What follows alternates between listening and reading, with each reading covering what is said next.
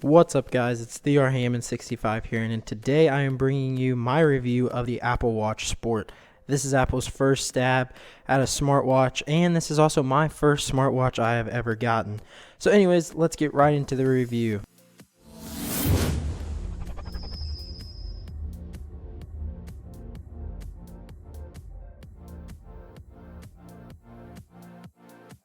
So first off, the Apple Watch comes in 3 different editions: the Sport, the Apple Watch, and the Edition.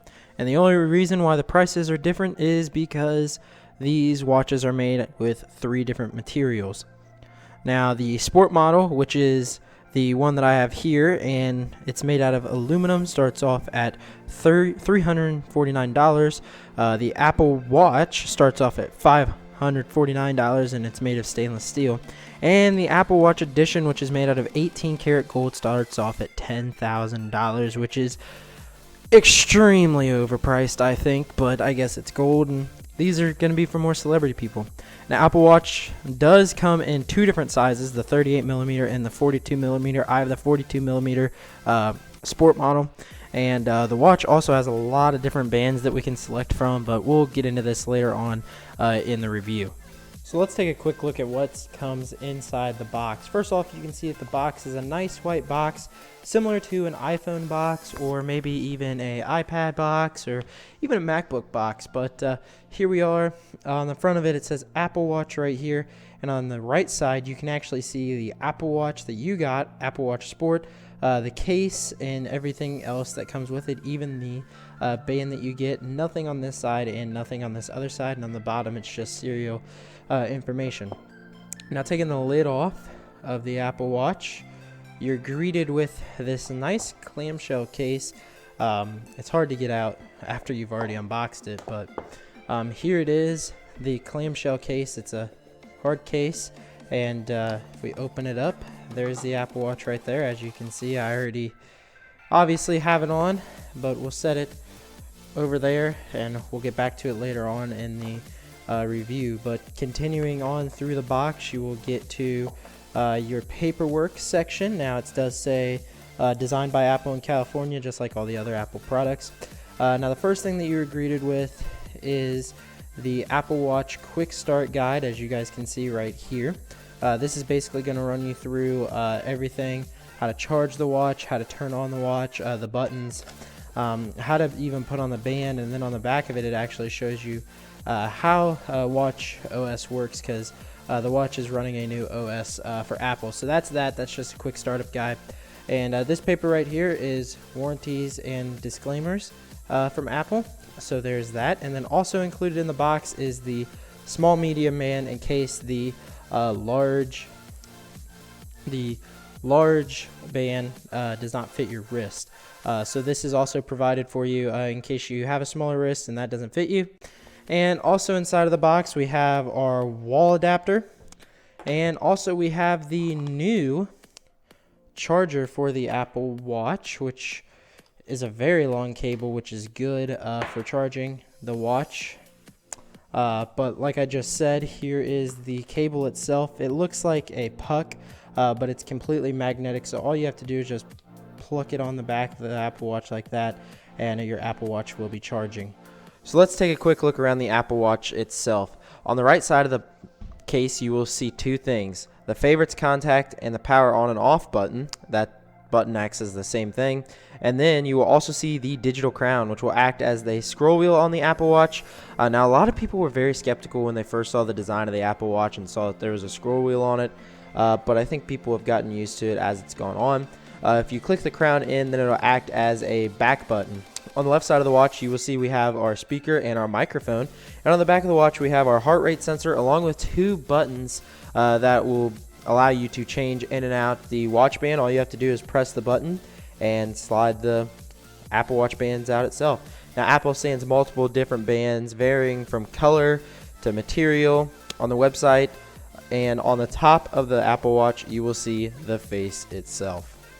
Now, taking a look at the watch itself, there is a topic that we should probably hit before we continue on. The Apple Watch Sports glass is made out of Ion X glass instead of the sapphire glass, which is used to make the other 2 Apple Watch models. And as you probably already know, the Ion X glass scratches very easy. In fact, mine has a couple of pretty good scratches on it because I am a dummy and accidentally ran into a table in chemistry, trying to hurry and get out of class, go on to my next class. But just be careful with the Apple Watch Sport and you won't get as many scratches on it like the one that I have on here. Now, you can pick up a screen protector or a case for your Apple Watch to prevent this, but something tells me that a case on an Apple Watch, or just a case on a watch in general, is a little bit ridiculous if you ask me. So taking a look at Watch OS, you can see a lot of different icons which you can move around on the Apple Watch Companion app on the iPhone, and that allows you to add more apps to your Apple Watch. Now we can click on an app to open it, or also we can zoom in using the digital crown on the Apple Watch to open up the app. Also, something pretty cool about the Apple Watch is you can have your social networks on the watch. As you can see here, I have Twitter and Instagram on mine, but I really don't use them that much. I actually honestly just remembered that I had them on my Apple Watch and just started using Twitter more recently. Instagram is kind of hard to use on the Apple Watch, but oh well. As far as apps goes, some of the apps load faster than the others, and that's because most of the apps on the Apple Watch have to go through the iPhone to get to the watch. So you're going to experience loading times on the Apple Watch, some scrolling wheels for some apps that have to go through the watch and stuff, or through the phone to the watch. But Apple did say that they were going to fix this by making more native Apple Watch apps, but in some of the apps that they said that were going to be native and stuff like that, you can't really tell the difference. So we're just going to have to wait and see if that gets better over time. Now let's talk about things that you can do on the watch face screen. You can change your Apple Watch face by force touching, and once you've selected the watch face you like, all you have to do is tap on it. Some watch face are also customizable by the color, or maybe even by a picture from your photo album that you have on your watch. You can also access your notifications on the Apple Watch by swiping down like how you would on your iPhone. To view notifications, you can tap on one, and to delete it, you can slide over and delete one at a time. Or you can force tap or force press on the glass, and it'll actually give you an option to delete all notifications. So that's nice if you don't want to go through and delete all of them if you swipe them. If you swipe up on the watch face, you get to Glances. On Glances page, this will show you our controls, stocks, weather, our heart rate, and even our battery life on the Apple Watch. So it's easy, a quick way to calculate your battery life on the Apple Watch.